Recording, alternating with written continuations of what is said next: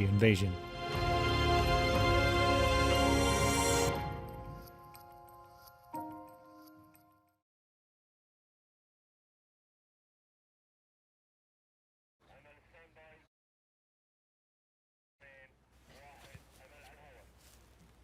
The king has passed away. Long live the king, a slogan activated in the oldest democracies in the world. So the state does not remain for a second without a king with full powers. The later issues of oath and coronation and exercises his full powers. King Charles III is a historical king of Britain, where he is distinguished by wide culture, knowledge, deep thought, humanity, and love of benevolence. And he mentioned in one of his sermons that he is not only a protector of the Christian religion, but that he is a protector of all religions and beliefs. Indeed, Amal, we are glad to have with us today Her Excellency Blenda Lewis, British Ambassador to Kuwait. Good to see you, Your Excellency, and definitely on behalf of me and the staff here and even the Kuwaiti nation, definitely we express our profound condolences and we mourn Her late Majesty Queen Elizabeth II. Thank you, that's very kind. I've had so many condolences and people sharing memories of Her Majesty Queen Elizabeth II ever since we had this very, very sad news. And it's been uplifting actually to hear some of the stories that people recall about her. Absolutely, Your Excellency. For the first time in 70 years, the British are without their Queen. So what do you say about the death of Her late Majesty? Well, I think what really struck me from the very beginning is it's not just the British people who are without their Queen. You know, we would talk right across the world, people of all different nationalities, about the Queen, simply the Queen, and everybody knew immediately they were referring to Her Majesty Queen Elizabeth II. We didn't even need to say the full name. And what also struck me is for the vast majority of the world's population, Elizabeth II was the only British monarch that we'd ever known. Exactly. You know, it's not really in the living memory of many people alive today of a different monarch. So I think we all feel bereft right across the world, across the realms, the Commonwealth, as well as in Britain. So it's been a terribly sad time for a lot of people. Absolutely, definitely, Amal. That's what we, were, talking about earlier before you arrived at the studio, about how the world, the Commonwealth, the Brits, were connected, each individual, to Her Majesty, the Queen Elizabeth II. Indeed, indeed, Your Excellency. We've known that since 1932 she had really got that crown upon her head, and each and every one of the world was with her. We've known her late, the Queen. We know that her life was shared upon the media, but we know that some of it didn't really reach that. We've seen one of the teardrops that was rarely shown in the descendants, her husband and her companion, Prince Philip, the Duke of Edinburgh. So what was, and I know that the reactions were really vast, but in precise, what was the reactions, the international reactions to that news about the late, and how did they respond to that? So we have been concerned that we would receive this news for a little while now, but even though it wasn't unexpected, it was still shocking. And I think it was just that sense of moving into a new era. It seemed surreal to me. I would use Her Majesty's title every single day, several times every day since I've been in Kuwait. I've referred to Her Majesty's government, Her Majesty's ambassador. I would introduce myself using her title, part of her name, every day of my life here. And now this has changed. Now I am His Majesty's ambassador, His Majesty's government. And just getting used to the terminology is quite a shift. when we heard the news that doctors were concerned for the health of Her Majesty earlier on Thursday, that was a very dark time, a very troubling time where many of us feared the worst. I think a lot of people didn't want to confront the fact that perhaps the end was close, but notwithstanding that, it was still deeply shocking. And when I went down to share the news with some colleagues and friends, and it seemed almost otherworldly to actually hear those words coming out of my mouth to explain what had happened to our dear beloved Queen. No, definitely. We've seen it, Amela and Your Excellency. We've seen on the channels how people, you know, the Brits reacted, you know, bringing these flowers, you know, paying a tribute, and you know, even the Commonwealth leaders, and Yes. you know, that was really amazing, you know, and you see how, you know, everybody had this strong relationship and strong ties with Her late Majesty.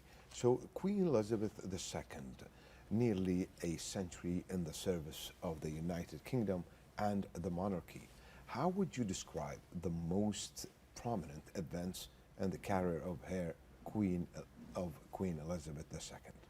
Well, there were so many remarkable incidents and milestones. stations, yeah. There were, and when you go right back to the beginning, in February 1952, Queen Elizabeth was such a young woman when she took on that enormous responsibility. She was just 25 years old.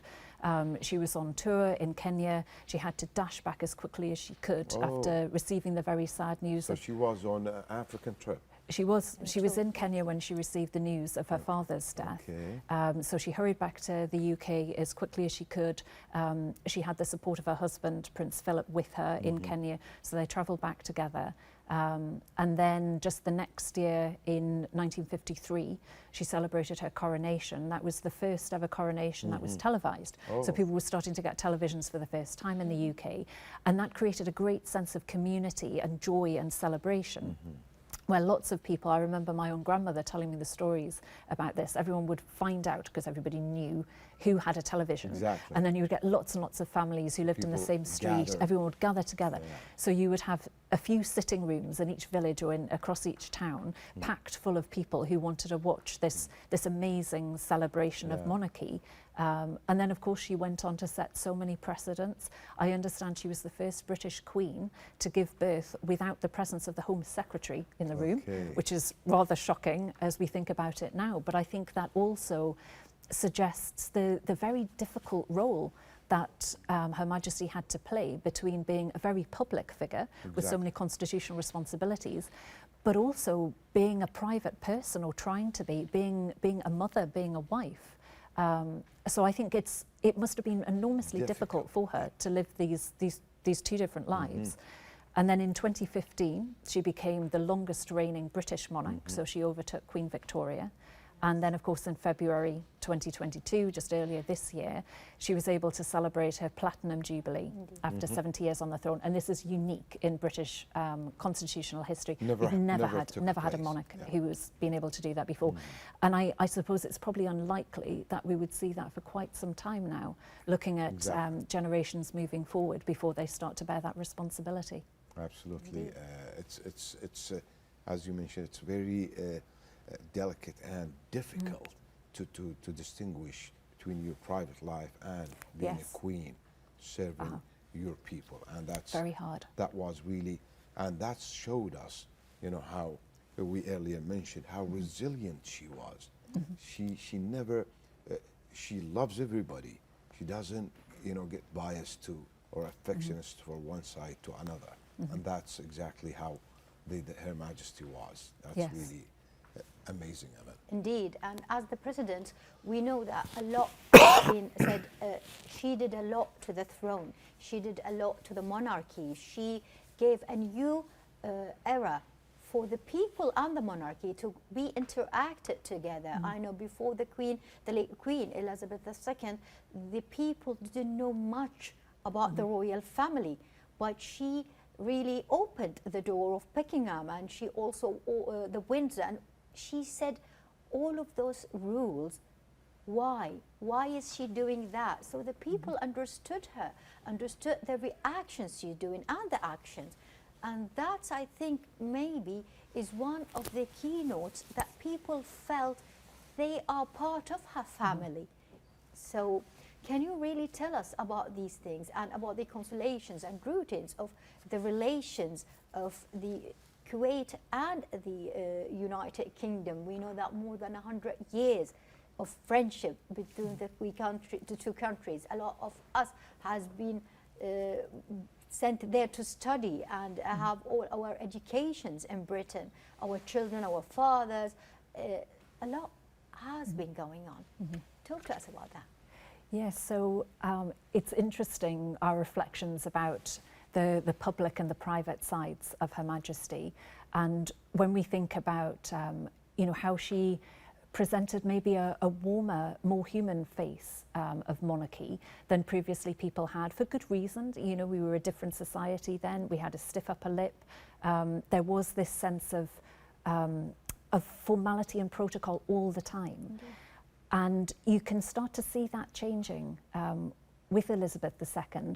You can see it coming through in some of the family photographs that were released. There's a beautiful photograph of her holding King Charles III as a baby, and another lovely one of King Charles III and Princess Anne.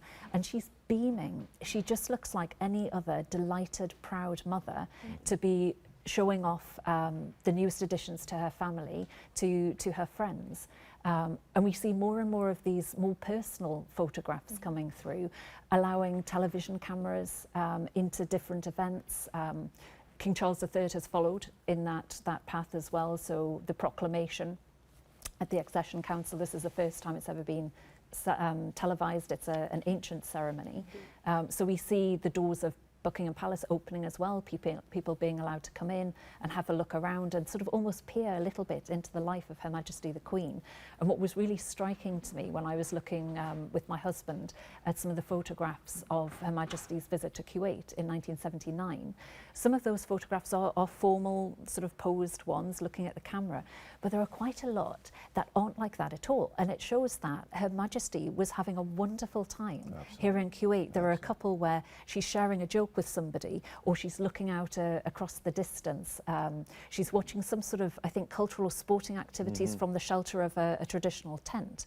And that picture in particular, it looks as though she's having a great time. And even, yes, so this is in 1979 where she chose the dress, particularly to reflect the colours of the Kuwait Towers. Yes. And the state visit in 2012, we saw an image of that with the late Emir Sheikh Sabah. You can see her chatting and engaging, and there's this real sense of personality comes through. And I think earlier on, monarchs felt almost as though they had to be very serious and a constitutional figure and not really a human being, whereas Her Majesty Queen Elizabeth II was so intensely human, with emotions, smiling, and when she was sad, you could tell as well. Absolutely, Yes, absolutely. We felt that. Yeah, we really definitely. felt a lot of her, especially when she was talking. And this is with the late Sheikh Salim Sabah al-Salim, and she was really having with the equestrian, and she was her favorite She's sports. a great lover of horses, Yes. dogs, lots of animals. Definitely, Your Excellency, there is like the after the departure of his mother, Prince Charles, becomes the King of Britain. So how do you look forward, to the new era? So I think we will see a lot of continuity. King Charles III, in his first public address to his nation, he gave a very, very moving, very personal and sentimental tribute to his mother. He referred to as his beloved Mama. And he also promised that he would continue with the principles and the example that she had set about dedicated, loyal, unwavering service to his people. So I think in many ways we will see, I think, probably a particular emphasis on the environment, on climate change, which we know is very dear to His Majesty the King's heart. But many things will stay the same, I think, and we will see that wonderful example of service that Elizabeth II set. I think we will see this coming through very strongly, the sense of dedication from King Charles III as well. Yes, indeed. And we know that he is really the King Charles III is going to move on his mother's footsteps and see all of those realms come as well as they have putting it together. We have a small report on Britain's new King Charles III. So how about we look at it together, dear viewers?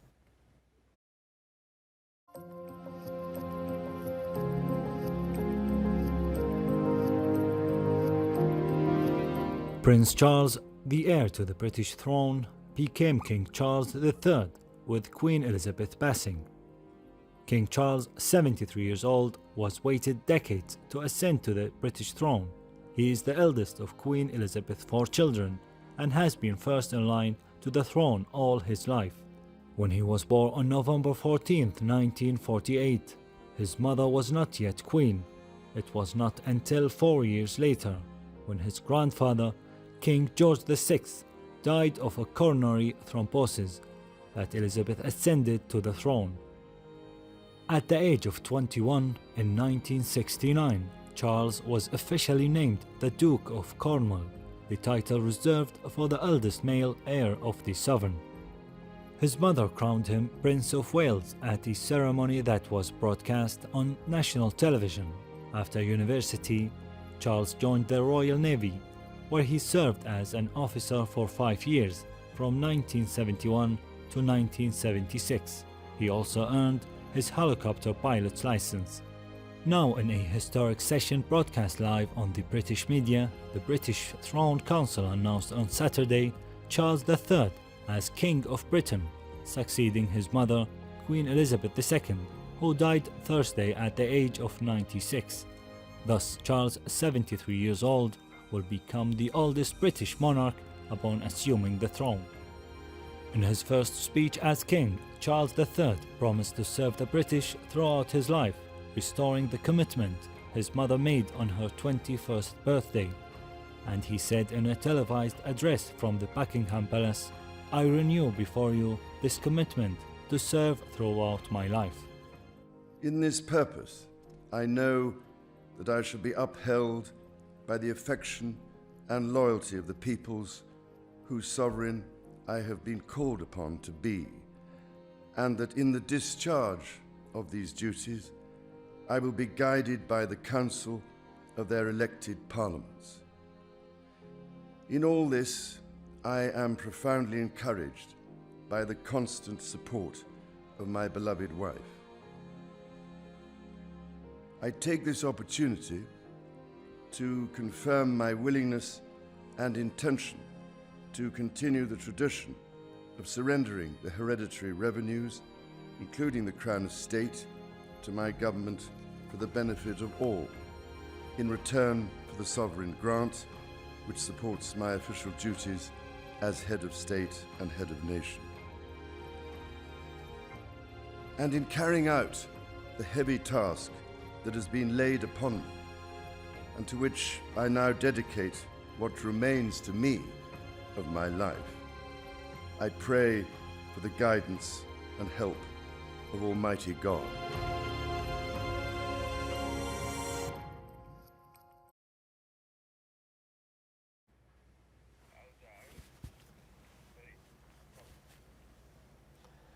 We are back, dear viewers, and we have, in the studio here, Her Excellency, the British Ambassador in Kuwait, Miss Belinda Lewis.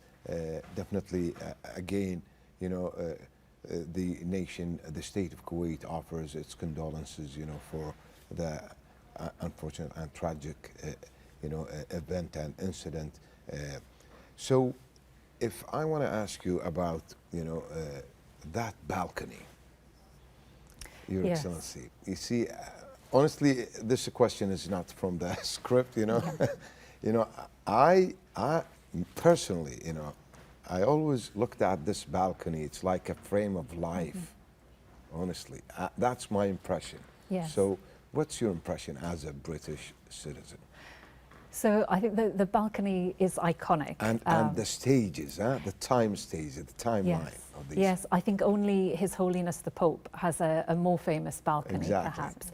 And it acts almost as a sort of a window frame Exactly. into the lives and the events that go Of the on monarch. in the royal palaces. Yeah. And I think what is very nice indeed is that Her Majesty Queen Elizabeth II and also her predecessors always welcomed children onto the balcony. Exactly.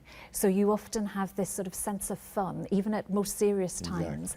And they witness so many happy events, you know, different military manoeuvres, fly-pasts by the Royal Air Force, lots and lots of well-wishers. So you see a lot of emotion on the faces of the people on that balcony, cheering, laughing, smiling, clapping, kisses as well, of Exactly, course, tender exactly, embraces upon the occasions of royal weddings. And it gives you a sense, you know, of the future somehow also by seeing the predecessors and their sons and their grandsons. That's, you know, and you know how it's amazing, Amel, how you see from back then black and white, you know, and then to colored TV, and you see how, you know, even the progress in that frame and that pictures of that Buckingham Palace like a balcony. time lapse. Yeah, it's like a time lapse. Yeah, Indeed. and Yes. definitely, you know, that's how. Have you met her in person, Your Excellency?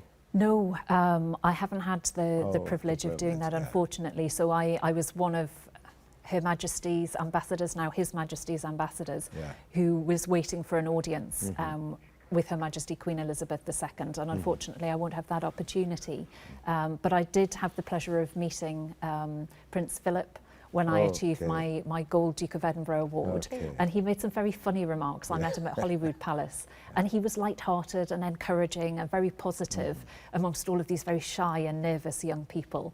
So that memory will always stay with me. And one day, hopefully, I will have the pleasure and the privilege and honour of meeting shake His hands Majesty King Charles with III as one That's of his amazing. ambassadors. Well, we are hoping and sharing those hope with you, Your Excellency.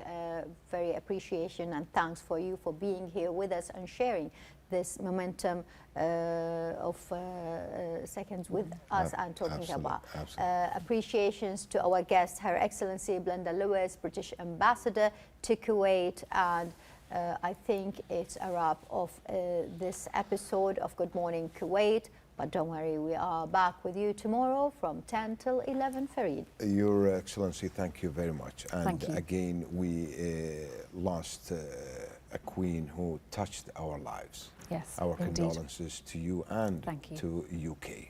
Thank you very much. That's it, dear viewers. See you tomorrow. Until then, please stay safe and have a good day.